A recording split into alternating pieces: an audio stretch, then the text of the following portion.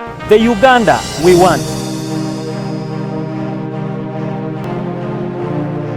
So mu Uganda gye twagala mu lutalo luno olw'okulwanyisa obulabbayo obukenuzi nze kyempita obuvundu. Munna Uganda alina okuba nga yeenyigiramu. Ffenna twenyigire mu lutalo. Ate abalala tebasomye kuzimba wabula bayize okuzimba.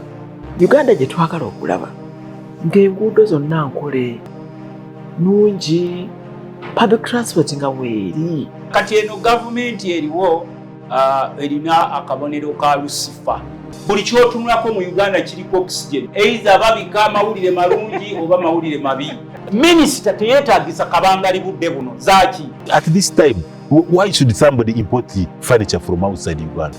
Let us leave NRM to be in charge for another 36 years or more. I really want to see a Uganda that believes in the rule of law. If you have a constitution in place, follow it to the letter. Don't change laws just because you want them to favor you. Kuba njagala omanye nti obugagga bwonna Uganda bwe yeeyagaliramu buyita waffe ku ttaka lyaffe. Naye busoga mugidibaze. How can a referral hospital refer you to a private clinic? The Uganda we want buli muntu ateekwa okumanya nti I am a stakeholder, nkwatibwako si kwesuulirayo gwa naggamba. Uganda oyinza okukakana nga mwe mulina bagraduates aba university nga bangi okusinga Ebungereza. Mwe mufokasinga nnyo ku degree. Eri bo bafokasinga nnyo nti byensomye mbijeemu omulimu n'enkola. We are dreaming of a Uganda where at a young age there is such a relationship between parent and son, parent and daughter, where the daughter can say this is what I want. Uganda gye twagala empya tesobola kubeerawo nga tewali mateeka. Amateeka agakola. The Uganda we want. Yeah. Welcome once again to the program, The Uganda We Want. This is episode 4 with Managing Director for Munta Royal College Bombo and Royal Giant High School Mityana, Mr. Benon Ntambi. He's an educationist and of course, a senior citizen, one of the people that we have in our nation who love Uganda and who wants Uganda to be, not just to do, but he wants Uganda and Ugandans to be, so that we can be as well talked of like countries like Japan, Singapore, and Switzerland. Whenever you're talking about countries that have a discipline, that are very serious about work, about what they do, you mention them. Don't we want Uganda to be mentioned the way we mention those countries? Definitely, I am seeing you nodding your head. You're saying yes. We do. Now, in this episode with director, Mr. Benon Ntambi, he wants to talk about the governance and the leadership. I was, as when he told me he's going to talk about this, I did a few, research moving on. Like, okay, what is really facing our nation? And as I'm going to give him the microphone, these are some of the challenges I see that are facing our nation. In the previous episodes, he has tried to talk about many of them, but there are few that he hasn't. One, he talked about poverty and economic inequality. He talked about that extensively, basing it on the mindset change. Number 2, youth unemployment and education deficits. We still have that challenge in there as a nation. And number 3, corruption and institutional inefficiency. I know when he's talking about leadership and governance, he must talk about that, corruption and institutional inefficiency. And we also have a challenge of logistics and infrastructure, but also our healthcare and public health. He talked about it somehow, but I think when he's talking about governance, he might as well talk about it. And lastly, climate, vulnerability, and agriculture. As a nation, we have those challenges. I don't know what he has for us today. Let me welcome him, and he shares with us the kind of Uganda that he envisions. You're welcome, Director. Thank you very much, Mr. Muranzi. Yes. Thank you for pronouncing the future of this country. Yes. I think your name was known by accident. And people are calling him Mr. Uganda we want. Mr. Uganda we want. Benon Ntambi is my name. Yes. The director of Royal Giant High School and Munta Royal College. I have already introduced myself to you before. Yeah. As I was looking at governance, I tried to do some research. Governance is defined as the structures, governance structures are the framework, rules, and the processes that dictate how an organization or a project or a country makes decisions, ensures accountability, and aligns its daily operations with the long-term strategic goals. That means there must be long-term strategic goals. And there must be structures that are going to implement these strategic goals through different milestones. And there must be total accountability in all the structures you are talking about. Accountability of, I have promised to do this, have I done it? It starts with you, yes, promise. I have been charged with doing this. Whom do I account for? Not in terms of money only, but in terms of execution. For example, if the arrangement of the structures in an organization is people should report at 7 and people report at 9, is there accountability for the time abused? 2 hours 2 off. hours off. And that's last time I was there, I was telling people that you see, to employ one Kenyan, you need 6 Ugandans to do the job. Just because there is no accountability.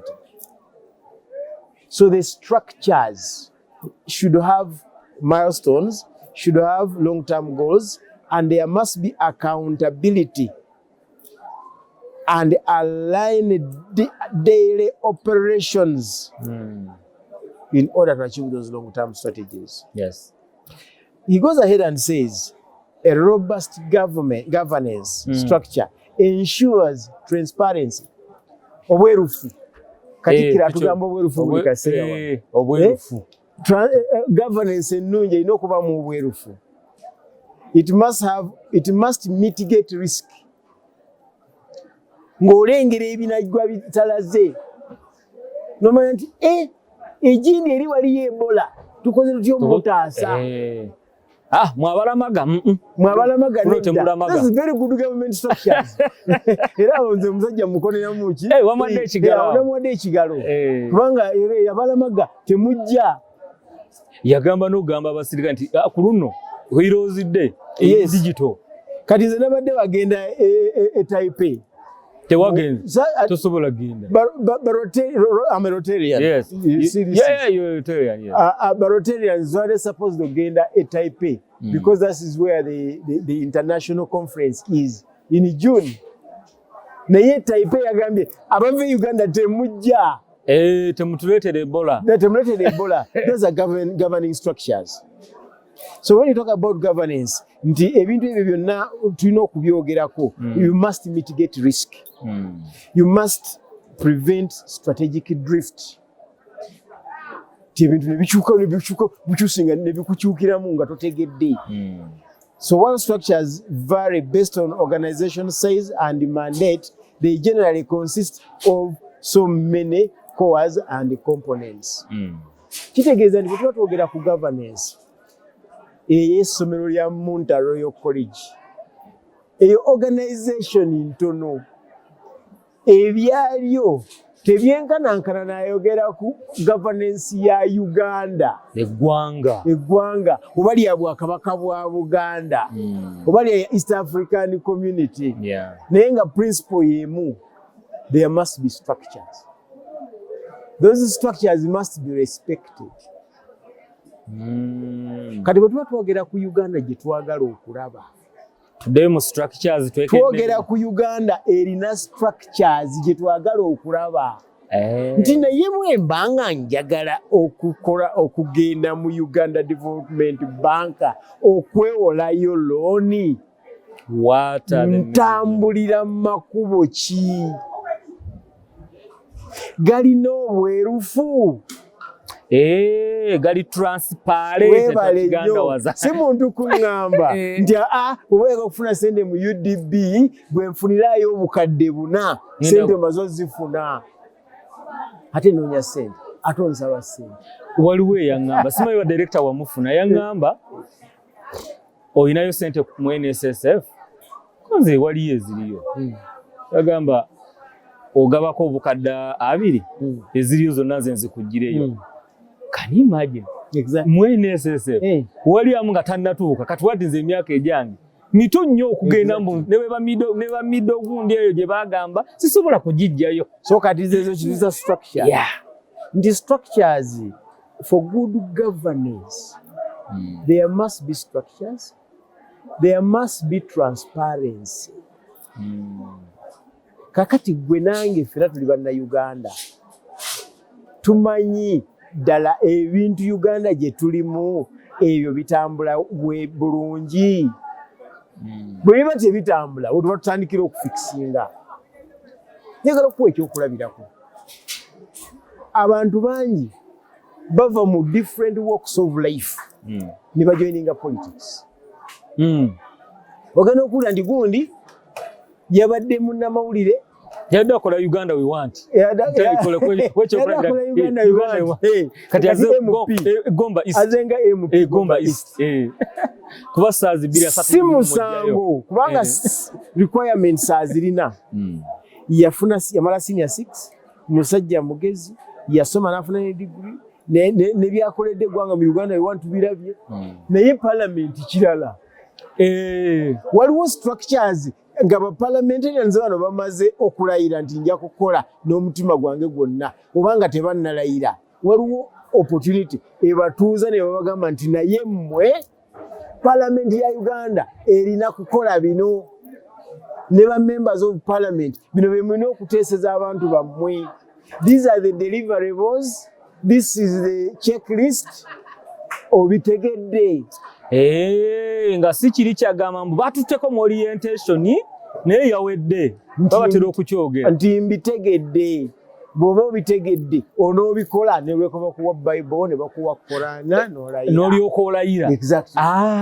Oyagala before nga tetunnalayira basooke bampise mu orientation wadde kakongoliro oba mu bino byogera ne banywa caayi ne bagenda ku cocktail parties. Bandibadde walinayo about a week's training before nga tonnalayira, because this person is holding the entire constituency in his hands. Members of parliament balowooza kugenda kuziika, nja kuziikirako gundi, nja kugendako mulumbe gindi, nja kugendako mulumbe gindi. Naye ebintu ebiri institutional ebisitula eggwanga okuva we tulyagala okututuusa we liraga babifuddeko. Elementi y'ebibiina eno tugikole tutya director, kubanga mulimu abamu abaleeta ababaka baabwe mu parliament mu kibiina kye bajjiddemu ne bagamba bagenze mu kokasi, bagenze mu lutuula, bagenze mu ki. How do you see nga kyoyogera ndaba nti ffenna gwe tutuze mu setteesezo ffenna lisooke lituteekeko eyo checklist eyo tulyoke tulayire nga si bya ebintu biri mwami Mulanzi. Ekisooka njagala okimanyi nti ne party is an organization. Naye erina governance. Naye ne government of Uganda yeefuga parliament of Uganda. Naye erina governance. Parties nga zimaze okutuuza ba MPs baabwe ne babagamba nti kati mwe mugenda mu parliament bino bye tubasuubira okukolera ekibiina kyammwe. Yes. Gavumenti etuze ba MPs ne bagambe mwategedde kati ozze kukiikirira constituency yo. Bino bye tukusuubiramu. Kubanga government of Uganda as an headed by His Excellency the President of the Republic of Uganda is answerable and accountable to every constituency, irrespective of whether it is under NUP, over UPC, over DP, over NRM. NRM. Okitegeera So katinga organizational body enene erina okumanya nti ne bano ba MPs abagiri wano ku layered down oba wa party the expected basic standards zibere laid down azimanyi azikegedde azikiriza kati alayire asayininze najja bikola kakati awo nange bwe manga ndiwa for example ndiwa movement nja kutambula ngende wa member of parliament yadde wa NUP nga mmanyi nti bye bamutu mu kukola abimanyi nti ekyalo tekirina mazzi amanyi bwe kigendo ya mugambe ssebo ekyalo kyaffe tekirina mazzi mugambe ssebo ekkuba erigenda egindi sikole nga tajja kuntunulira ndi nze ndi wa movement kubanga bamutendeke ampereze irrespective of my political party affiliation ndi nze Ntambi sirina kino nzize kugamba ndi ssebo ekkuba erigenda ekabubbu yeetaaga okulima ekkuba erigenda ebwebajja leetaaga kulima ekiwulidde tuwe tractor liyitemu awo pati ziba tezikyajja kubanga pati yateekateeka abantu baayo naye ne gavumenti nebateekateeka bonna nga bamembers of parliament. So gavumenti ye erina kuzinga mwenna yes kati pate zammwe mugende era ne gavumenti kigikakatako yes okumakinga sure nti ba members of parliament beesasula ensimbi ez'enkanidde awo balina accountability bawembalirira kakati tuve ku ba members of parliament tugende ku bitongole ebirala eby'eggwanga manyi be batubuutikidde ensangi zino kuba bw'obavaako amangu director ngamba ye ng'oyanguye ani nze kyembagalamu nze nkikubuulidde bateeketeeke betaaga kwegamba tosobola kunenya muntu nti takoze nze bwe mpa omukozi omulimu ne simuwa orientation sisobola munenya nti takoze nga tamanyi talina job description talina deliverables talina key performance indicators kati mu ssemateeka tulinamu emirimu gy'omubaka gye twalambika nti representation do we have routine checkouts nti kati kale simanyi nze sebako MP naye kaluge nti olukalala olwo balumuwadde MP nti bino byoteekeddwa okukola bw'oyitawo emyezi 6 tutuula buli omu n'awa accountability nti nkoze bino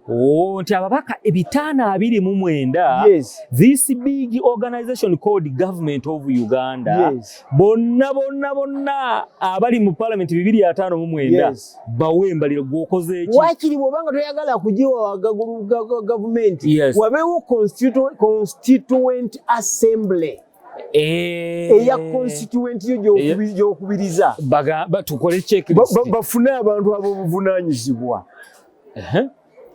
ku level eya constituency tutandika okebera accountability bakaffe ekyo kye bayita accountability ssebo naye kakati MP bwe bamala okufukawo MP nga babatendereza bali ab'ekitalo nnyo omubaka munnange buli watuuka abantu baagala muteeka mu luseke ne bamuteekamu oluseke ne bamunuuna ne batasaanidde kufandinga n'abifandinga naye nga talina checklist yagoba nti bino byengoberera talina nawe agenda kutwala ripooti nti accountability yiino kuba ono eyakunuunya oluseke mu muluka tugeze gw'ebbombo oba mu palishi y'ebbombo tolina bwogeragenda mu palamenti wagee bannange waliyo enseke ebimu ku bye nakoze omwezi oguwedde bansiseemu enseke era nange nenzikiza ne banuuna. You can't say that. So there must be if we really want to move from where we are to where we want to be we have to be intentional. Should that go down tutake kuwero si chairman wanu naye wadde tebabalonda naye tugambe it has to trickle down because my mentor told me if you want to manage billions start by managing a cent. This 1 cent teri afuna miliyoni 10 nga tatandise kumanaginga nga tasose kumanaginga mutwalo bwoba ofuna omutwalo ogwestinga bwoba ofuna 10 oluwestinga nebona ofuna billion oligiweza ddiye nga zofuna zoliawo kitegeeza nti if you want to fix the structure tutandikire wano village constituency assembly. It can be top down, it can be bottom up, but there must be accountability. Nze mbadde ntandise zikola village constituency, village accountability assembly, parish ngomu ero situkwa naye gyali ate babasasula ate we bali balina office naye tulabe biki byokoze mu myezi 6. Exactly. Sub county ero si chairman 3 biki byokoze. Exactly. Chairman ero si 5 kati district biki byokoze.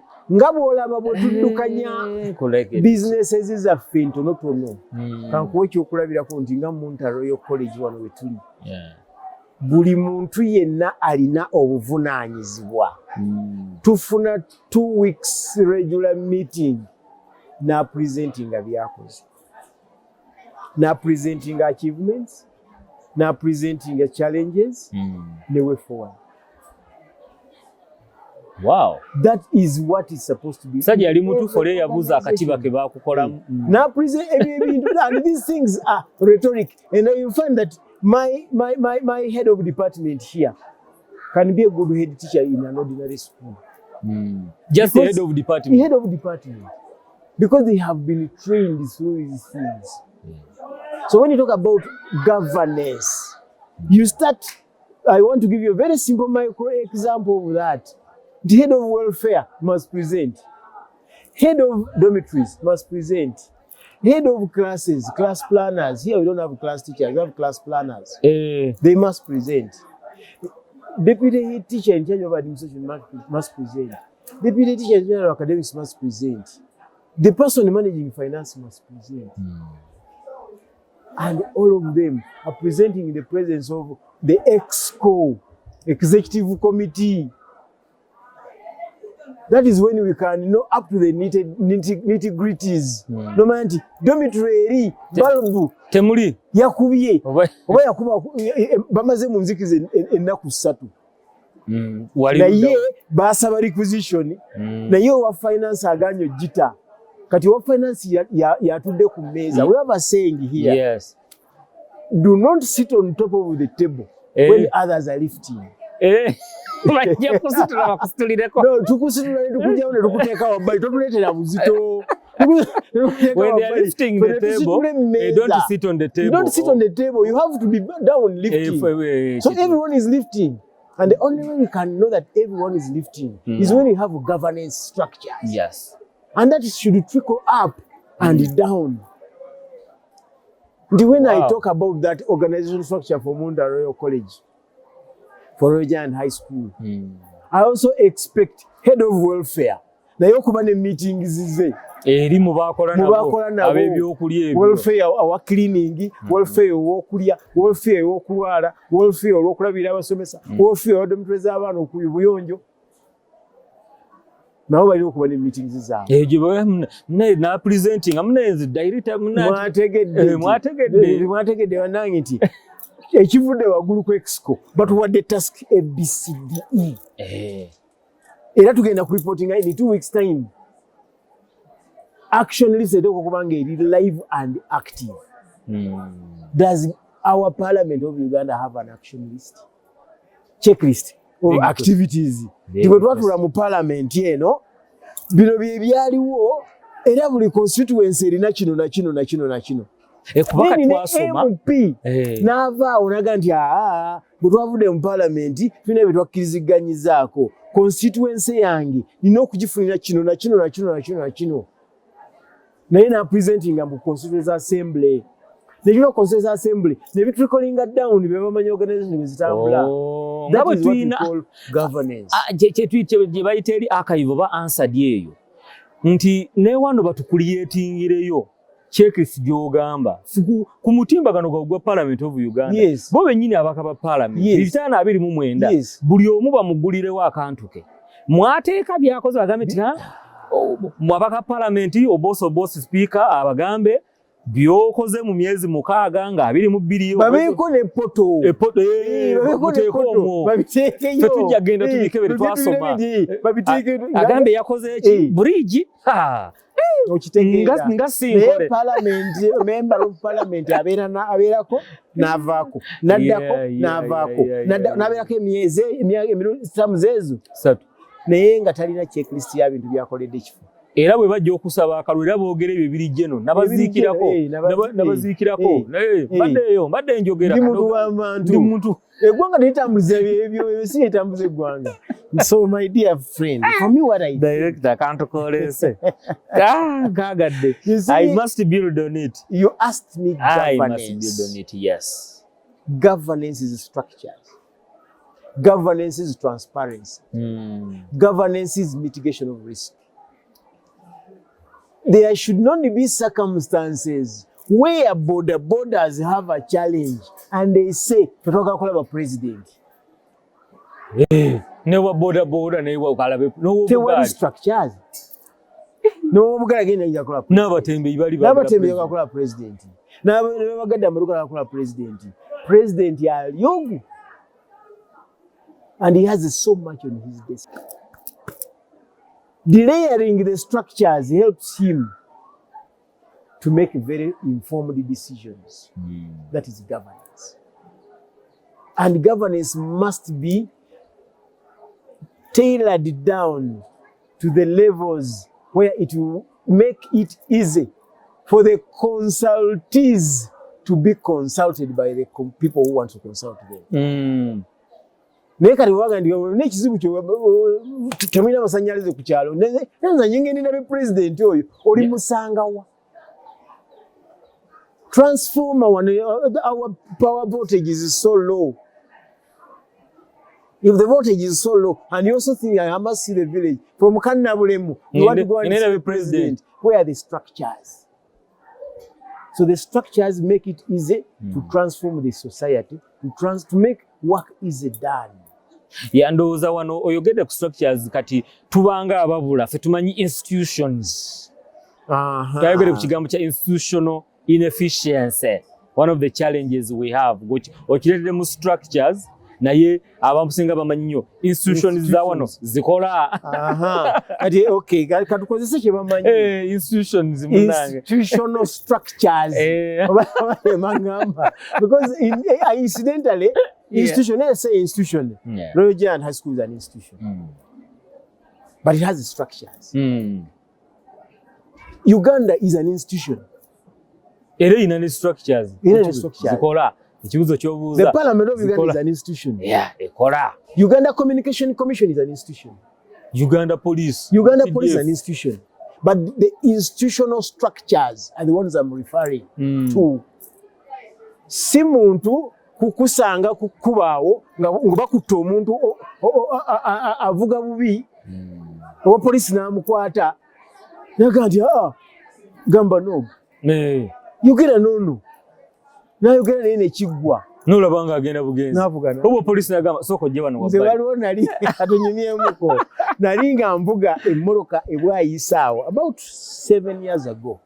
Ebwayise wano bwayisaawo ebitala byali bizzeewo 7 years ago byali tebinnaba byakajjawo ebitala nendaba abasajja nga bali mu mmotoka nga bali ebikajjo bagenda bayisa ebikajjo mu ddirisa nga babisuula wabweru. Kyampisa bubi nenjagala mpise mbagambe n'ebiki bye mukola lwaki musuula ebyo. Yes.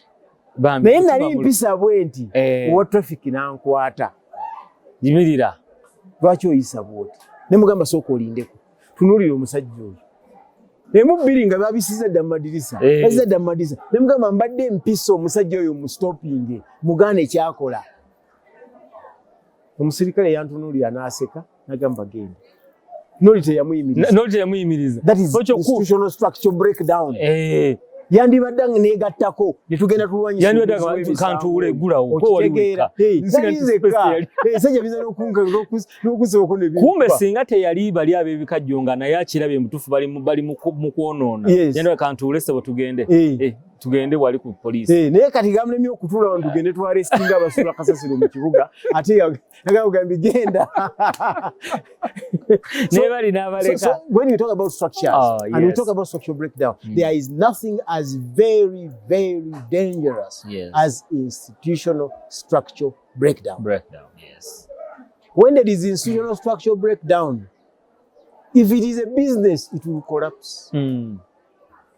Because, let me give you an example. This is Mount Royal College. If there are no structures, basa abali awo nga mutabani wanga ze mpa obukadde bubiri Ntambi Junior ayungiddewo nga amuwa nga nange nzija mpaayo obutaano nga mpa sina wensayininga wabiri mbutaano nga mpa sina wensayininga bali awo mama gosose yajja okitegeera bampeeyo obubiri. The institutional breakdown. Jjukira nti bwawa oli obubiri gwe n'awa bubiri mbutaano olinamuwa obutaano olinamuwa kamu nga naye ajjayo 10. Tewali we muwandiika agenda gamba mwazitwala oneegaana otya ajaga mama aje onasobokadde busatu kumbe yamuwa kamu kitundu ne gwataawo ajja kuba amanyi mulwadde nnyo tasobola kujja okitegedde. So when there is no discipline in organizational structures, there is institutional breakdown. Kyekiri mu tutawaanya ekyo ng'eggwanga. And where we want to go to where there is structured discipline. We want a Uganda that has properly laid structures, respected structures, executed authority, and we empower people with authority and give them authority. Mwewe okuteeka mu kifo. Niye nga tolina kyo. Ne bw'obogola teryawulira. Tengamba nti you must give power and give authority in the structures you have laid down. When there is governance structures, ebintu bikalubamu naye byatuka. Netera ogamba abakozi bange bw'oba oyagala okubeera omuganzi mu mirimu, kola omulimu gwatuke. Ng'omulimu gukwogerera. Nti oyo nti ye yakola kiri. Nti oyo nti kati zino entebe muziraba. Wangamba gino mirimu gy'abaana. Mirimu gy'abaana. Muntu Royal College ne bazikola zino entebe. Producer Kazindage abaana ebipiira gino ne bagikola mu ndowooza. Tewali kintu kye bagula mu dduuka. Ebipiira bye musuula abaana babikolamu entebe gino. Munta. Producer wano ku ntebe zoza kwe tutudde olwaleero. Baana ba Munta. Emipiira mwe muddeyo mugivuga ne giggwako enjola ne mukasuka.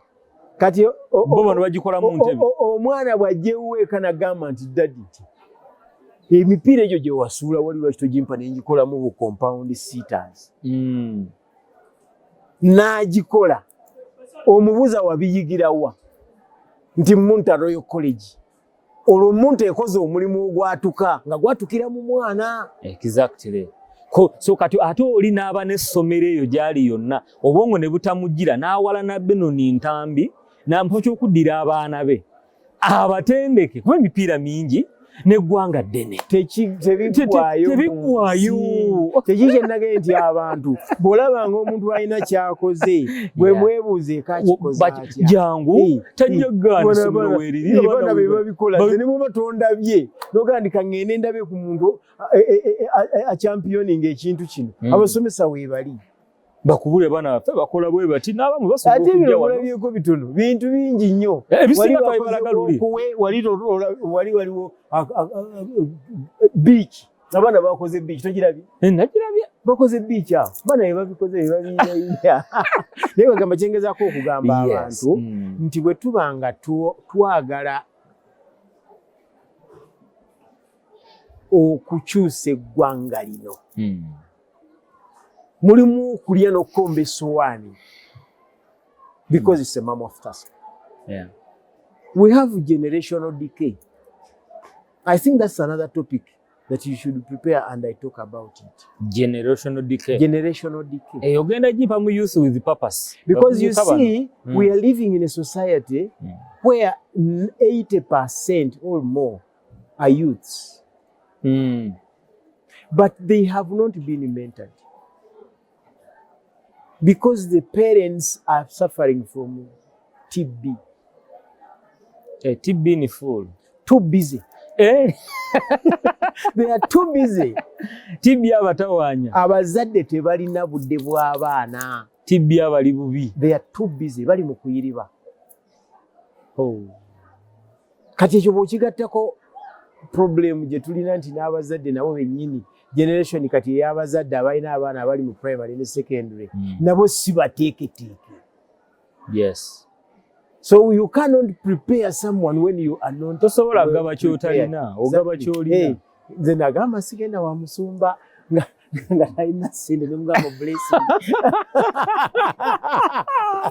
Producer kansalire bwako nyina owokawa. Omusumba omusumba omwavu. Tomugamba akublessing ate blessing azirina. Awo musaba kigambo kati oyo. Omugumba zalo agaba oluzaalo. Ngogenda omugumba. Omugamba munange ze sizaala naye mbadde nzize wano ompe eddagala erizaala. Ate awuli akikuwaate. Alaba omudduulira n'omudduulira. Okitegeera? Tibaganda balina olugero nti weererejja ng'omugumba azalo agaba oluzaalo. Kiwulidde. Naye ngagamba what I'm trying to say here is that people should come out to be willing to unlearn and to learn. When you unlearn, omanya nti kino na kino na kino na kino na kino mbadde mbikola naye si bituufu. Kino na kino na kino na kino mbadde sibikola kabye mbanjiga nzijemu ebituufu ebikyamu. Ekyo bayita unlearning and learning. Yes. Mpe ekyokulabirako nti oyinza okubeera awo nga gwe tokimanyi nti okuzuukuka ku ssaawa 4 si kituufu. Ngera gwogamba nti nze ku makya neebakakalamba nova nayo nonyumya n'okunyumya. Naye bw'ogenda mu kyaki ne bakugamba nti nno munnange emikisa gya Katonda agigaba kuva ssaawa 6 gwa kiro paka 2. Oba oyize. Bulijjo gimpitako. Ozuukuka ne ku 9 n'obaako kyokola. Wakiri n'osaba. Oba n'osoma ku Bayibuli. N'ozuukuka ku 11 n'otandika emirimu gyo. Mulimu abantu abalina behavior and it is eating the entire Uganda. Nga oluzuukuka bwati ku makya ng'aggyayo ssimu. What is up? What's up? What is up? N'akoloboza. Alaba jokes and other things. Eby'abantu abalala bataddeyo, bonga babitaddeyo okufuna ssente, yali mu kulaba kunyumirwa. Ate byalaba babitaddeyo ku ssaawa 6 ez'ekiro, ssaawa 5 ez'ekiro. Bo bali mu kukola, bamuteereddeyo. Yalabe buli wakoloboza bafuna ssente. Wakoloboza bafuna ssente. N'akoloboza okuva ku makya paka ssaawa mmeka? Paka ssaawa 7. You know, when you unlearn all those bad habits. No take mu discipline. Nze discipline yange gamba nze simu. Oli bwampeereza message nga tezinawera ssaawa 3 sigiraba. Bwe kiba kiri important yankubiri. Yes. Otherwise, I don't check my WhatsApp before 9 o'clock. Era omusajja omuzungu yaŋŋamba when you see me not replying, call me. Era bw'onkubidde essimu ku makya. Nga nti nkuweereza message. Omuzungu namuyiga. Yaŋŋamba when you send a message and I am not replying you, just call me. That is a very good thing. Yes. But the gist of the matter is people should unlearn bad habits and replace them with good habits. Yes. Because when we grow up with a history of so many things. Oli naakulanga amanyi nti nze omuntu buli omuntu asooka mulabako bibi. Nga talaba kirungi kyonna. Nakulaba bwana gandi naye omusajja oyo mulanzi nze simwagala. Laba amaviiri. Nti lwaki temwagala? Nti just. Nze n'enviiri ze tezinkolera. Nga ye embala ye yakuwalana. Yakunoonya kibi nga ne bw'otuuma entuumo y'ebirungi ebiri awo. N'oteekamu akabi kamu. Asooka okunoonya kabi kali. Nagamba bino ebintu bibi nnyo laba kano. so nga ate Ronald Manja yayimba oluyimba oyo munagomba oyo mwogereko oba nkayimbe nti omuntu aliba omwavu buli mukisa gulabamu obuzibu naye alifuna buli buzibu abulabamu omukisa. Are you able to pick a crystal of opportunity in a heap of trouble? Yes. Are you able to pick a heap or you are able to see a small thorn in a heap of opportunities? Yeah. The choice is yours. People have to learn and unlearn. Back to the governance as we wind up. Yes. Structures mutuma lozi settinga tutaddewo opportunity ya accountability. Tuddayo ne reviewing a progress. But reviewing a progress, checking ebiganye ne tuddayo ne tubitereeza. Checking ebiteredde and we pat each other on the back. This is not organizational structures and governance. Nti governance eteekwa okuba ne living list. Kino kyaggwa, kino kyaggwa, kino kiraakinga, kino kiraakinga, kino kyaggwa, kino kiraakinga, kino kiraakinga, kino kyaggwa. I know that Uganda has a very, very good governance structure. Nga singa abazirimu bali good. If only it were implemented. Because most of these things I'm talking about, I know they exist.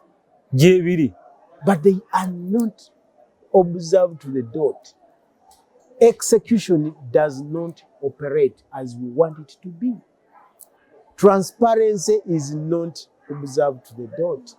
Yeah. Reports oluusi ne bwe zifuluma tebaziteekingako action. Yeah. Ezimu zibaamu n'ebituli era. Ne reports ezimu zibeera nga ziri doctored. Yeah. Kati awatali bwerufu eggwanga ligenda lidikeyinga nga bwe nkugambye nti when the system breaks down the organization crashes. So, director kyogezaako okuŋŋamba nti singa byoyogedde ebyo twali tubitambulirako ne luno oluyimba lw'enguzi lwe twogerako bagiyita nguzi nze mbuyita buvundu twali tukyogerako. Nedda okukyogerako nayo ntandikwa nnungi. Ne tuyimba kubanga singa bibadde bitambula bulungi neno topic teyandibaddewo. Kubanga ne tuli ku mpewo nga tugyogerako. But because there are these issues, that's why it is important to have partners in this initiative you have undertaken. It's a very powerful initiative. And I congratulate you. It's a very powerful initiative. But as you pursue it, you are doing the right thing and you have a good number of people that will rally behind your back. Because our children one day will ask us, naye eggwanga lyaffe lyavunda mulaba wa? Very key question. Naye lwaki ffe tetulinga Kenya? Kuba katubuuza waliwo ababuuza lwaki tetulinga Singapore? Exactly. Gye twawaako obuyambi ate we tukyogera nga banyiiga naye nga ge mazima. Lwaki tetulinga Singapore? Nkibabuuza nze mu agenda ku impact buli lunaku. Lwaki tetulinga Singapore? Obuzibu bwonna bwetaaga okwadressinga, first of all is to accept that there is a problem. Sometimes we might be living in denial. Most of the time we live in denial. We live in denial. We must first of all start by accepting that there is a problem. Then we dissect the problem. By dissecting the problem, bw'obaga nti ekizibu kyange kya njovu kiri awo gitemeeteme, olabe obuzibu obuto obuli mu njovu entonotono. So if you have a big problem, dissect it. For example, Uganda, we have many institutions. Let us have problem analysis at institutional level. Bizibu kyo buli mu amasannyalaze, bizibu buli mu parliament, bizibu buli mu byobulamu, enguudo, in every ministry. Tubeere ne intention nga si byakwogerako bwogezi, ng'abantu abali mu buvunaanyizibwa bali tasked to produce results. Waliwo yagamba director simanyi oba you agree with this person. He said right now the money we spend in fighting corruption is more than the money we recover from corruption. Sente zetuteekamu okulwanyisa enguzi zisinga zetujjayo nga tulwanyisa enguzi.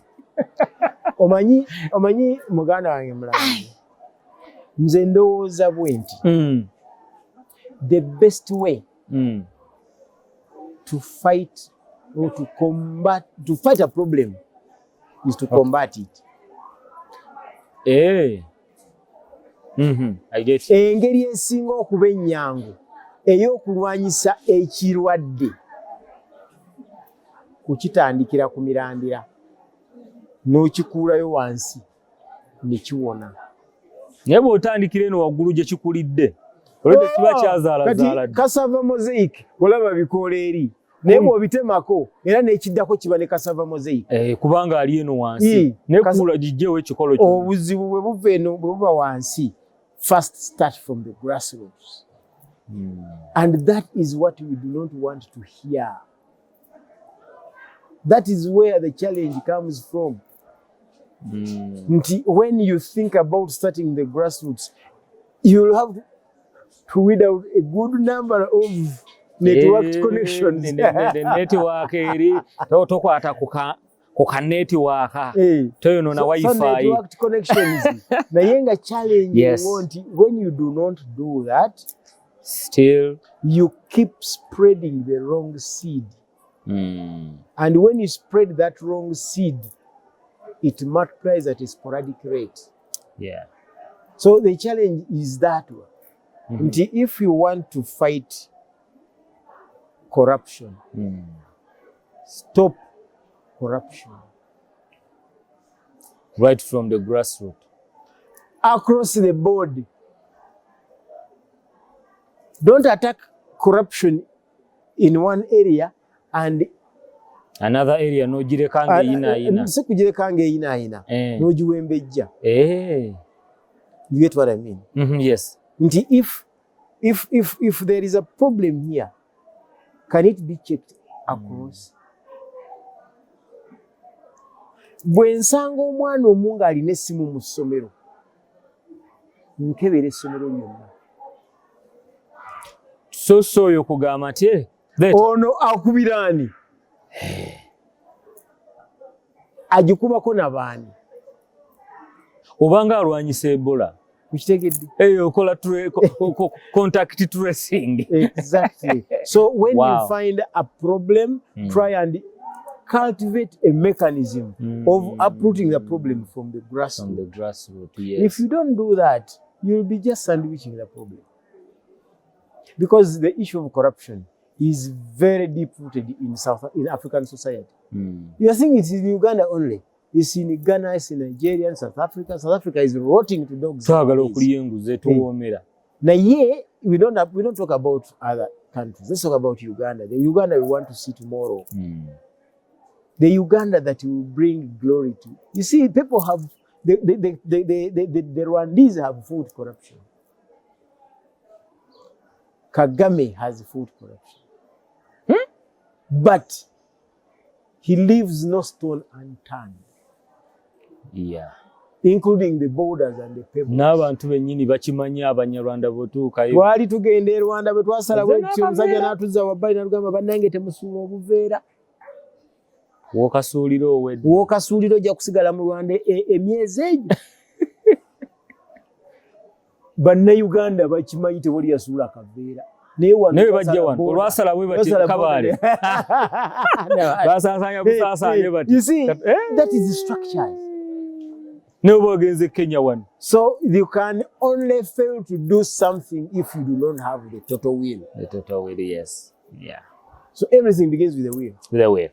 Binyiga, bijja kusomoza abantu, bijja kuvamu abantu abakuisaizinga system, but it has to happen. It has to happen. Director, ozate tukweyongeze. Nze neyanziza sebo. Nsaba mu ddakiika emu otuwumbire Uganda gy'oyagala okulaba, either in English or Luganda. Whichever way comfortable for you. Thank you very much. I once again want to thank you for this great vision. And all I've been focusing on is I want to see a better Uganda. I want to see a Uganda with people, especially the young generation, that have changed mindsets. I want to see an expanding society of very many successful people. I want to see Uganda whose earning per capita has improved. Literally, I want to see a better Uganda tomorrow. One day, I want to be back somewhere in my old age, and I say, that is the Uganda we built. Yes. Thank you very much for listening to me. Well, you've heard it from director Benon Ntambi. He's the director for Munta Royal College Bombo, and at the same time, a director for Royal Giant High School Mitiana, and is a Rotarian. Well, he has blessed us. Whatever he has said, go and do likewise. I sign out. Bye-bye.